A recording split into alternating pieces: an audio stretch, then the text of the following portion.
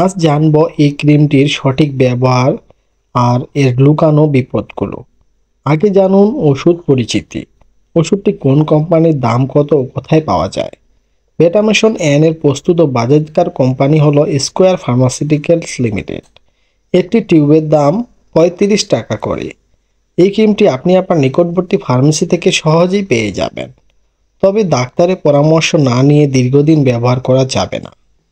এখন জানুন বিস্তারিত। বেটামেশন এন ক্রিম আসলে দুটি ওষুধের মিশ্রণে তৈরি। একটা হলো বেটামেথাসন, যা একটি স্টেরয়েড, আরেকটা হলো নিওমাইসিন সালফেট, যা একটি অ্যান্টিবায়োটিক।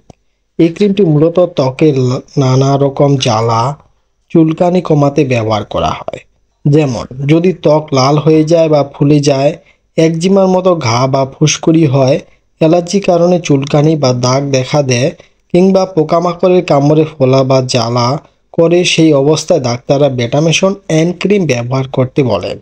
এই ক্রিমের ভিতরে বেটামেথাসন অংশ ত্বকের ফোলা, চুলকানি আর লাল ভাব কমায়, আর নিওমাইসিন সালফেট অংশ ত্বকে থাকা জীবাণু মেরে সংক্রমণ ঠেকায়। এটা কিভাবে ব্যবহার করবেন? ব্যবহারের নিয়ম: খুব অল্প পরিমাণে আক্রান্ত স্থানে দিনে 1 থেকে 2 বার লাগাতে হয়। ত্বক পরিষ্কার ও শুকনো থাকা চাই, তবে এটা শুধুমাত্র বাইরে ব্যবহারের জন্য, চোখ, মুখ বা সংবেদনশীল স্থানে যেন না লাগে। অনেকে ভাবেন যত বেশি লাগাবো তত দ্রুত ভালো হবে। এটি সবচেয়ে বড় ভুল।